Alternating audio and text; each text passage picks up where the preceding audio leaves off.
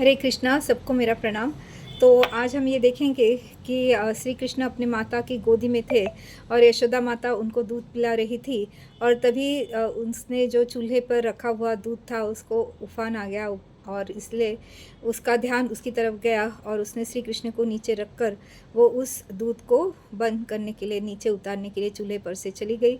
और इधर श्री कृष्ण को बहुत बुरा लगा, उनको ऐसे लगा कि माता ने ऐसे किया वो ठीक नहीं किया, क्योंकि इतने सारे व्रत वैकल्य करके उसने मेरी प्राप्ति की है और अब जब मैं उसकी गोदी में आ गया हूँ तब वो मुझे छोड़कर उस दूध के पीछे चली गई है। तो ये जो दूध का उफानना है वो ये क्या है, हमारा संसार के लिए हमारा जो ध्यान है। तो जब भगवान से हमारा जब ब्रह्म संबंध हो जाता है और तभी संसार की तरफ अगर हमारा मन आकृष्ट हो जाता है और हम उसकी तरफ जाने लगते हैं तो वो संसारिक काम जो है वो प्रभु और भी बिगाड़ कर देते हैं। ऐसे नहीं कि प्रभु को हमारा काम साधना नहीं है, ऐसी कोई बात नहीं है वो, क्योंकि हम तो समर्थ है और हमारे प्रभु जो है वो सर्वशक्तिमान है, सर्वसमर्थ है। और इसीलिए एक बार हम उनकी शरण ग्रहण करते हैं तो वो आगे हमारा सब कुछ अच्छा ही करते। इस बात के लिए हमें निश्चिंत होकर उनका ध्यान, नामस्मरण और मनन चिंतन में रहना चाहिए।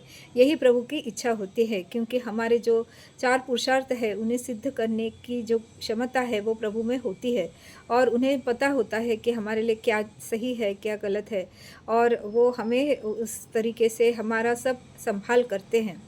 तो इसीलिए प्रभु पर विश्वास रख कर कि वो हमारा काम करके, मतलब वो करेंगे ही हमारा काम, क्योंकि ये जो वैष्णव सेवा है वो करते समय हमें किसी भी प्रकार से कोई भी चीज़ भगवान के पास मांगनी नहीं है। जैसे कि मुझे भी जब इस युगल सरकार की सेवा एक संत ने दी थी तब उन्होंने मुझे कहा था कि इनके पास कुछ नहीं मांगना, कभी नहीं मांगना। तो इसीलिए भगवान के पास हमें कुछ मांगना नहीं है, उनकी जो भी सेवा हमें करनी है वो प्यार से करनी है और निष्कामता पूर्वक करनी है, मतलब उनसे कोई भी चीज़ हमें मांगनी नहीं है। और इस निष्काम भक्ति से ही और निष्काम प्रेम से ही भगवान हमेशा रिझते हैं, क्योंकि वो अपने भक्त के लिए कुछ भी करने के लिए तैयार होते हैं।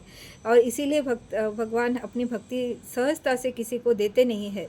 और यहाँ पर यशोदा माता जो है वो भगवान का जो ये संबंध उससे जुड़ गया था, उसको उन्हें बाजू में रखकर वो उस दूध को संभालने के लिए गई। इसीलिए भगवान ने क्रोध में आकर एक दही का माठ फोड़ दिया। और इतना ही नहीं, फिर वो आगे चले गए, अदृश्य हो गए और वो कहाँ गए, उस जगह पर गए जहाँ पर माखन छीके पर रखा हुआ था। और उसने वो वहाँ के जो माखन के जो छीके पर सब डब्बे थे वो नीचे उतारे और ख़ुद भी माखन खाने लगे और अपने सखाओं को भी देने लगे और सब वानरों को भी बांटने लगे। इस तरीके से भगवान हमेशा दूसरों के ऊपर, मतलब दूसरों ने जो उपकार किए हैं, जैसे वानरों ने पूर्व जन्म में राम के अवतार में उनकी सहायता की थी, इसलिए भगवान इस जन्म में इन वानरों को भी माखन खिला रहे हैं। और जब यशोदा माता ने आकर देखा कि श्री कृष्ण वहाँ नहीं थे और दही का जो घड़ा था वो फूटा हुआ है और आगे फिर उसने खोज की, तब उसने देखा कि भगवान माखन खा रहे हैं। तभी उसको समझ में आया कि ये जो गोपियाँ उसके पास आके बताती थी कि ऐसे मतलब कन्हैया उनके घर में आके माखन चोरी करता है, तो उसका विश्वास हो गया कि ये सारी शरारतें श्री कृष्ण स्वयं करते ही हैं। और फिर इसलिए उसको बड़ा क्रोध आया और उसने अपने हाथ में एक लकड़ी ली और काठी ली और वो भगवान के पीछे दौड़ने लगी। तो आगे आगे भगवान दौड़ रहे हैं, पीछे यशोदा माता के हाथ में वो लकड़ी है और वो लकड़ी जो है वो अभिमान का प्रतीक होता है और भगवान की जो पीठ है उसमें अधर्म होता है और इसीलिए वो अधर्म के पीछे वो दौड़ती रह गई यशोदा माता। और इसीलिए भगवान मतलब उसकी पकड़ में आए ही नहीं। उसके बाद वो दौड़ती दौड़ती इतनी परेशान हो गई, थक के हाथ चूर कर पसीना पसीना होने लगी। तो भगवान को ही दया आई और लकड़ी उसने अपने हाथ से फेंक दी। तो जब अभिमान को छोड़ दिया तो भगवान को फिर उसकी दया आई, वो फिर वहाँ रुक गए और पीछे भी आने लगे। और फिर आके उन्होंने उसके पास आकर उसका पसीना भी पोंछ दिया। और इस तरीके से भगवान जो होते हैं अपने भक्तों के प्रति वो बहुत दयालु होते हैं। और फिर यशोदा माता ने जब भगवान का मुख देखा तो भगवान के मुख में धर्म का वास होता है और इसीलिए भगवान उसके पकड़ में आ गए और फिर उनको बांधने के लिए वो डोरी खींचने लगी। तो जो भी जितनी भी डोरियाँ घर में थी सब के सब उसने एक दूसरे से बांध ली, फिर भी 2 अंगुल डोरी जो है वो कम पड़ रही थी।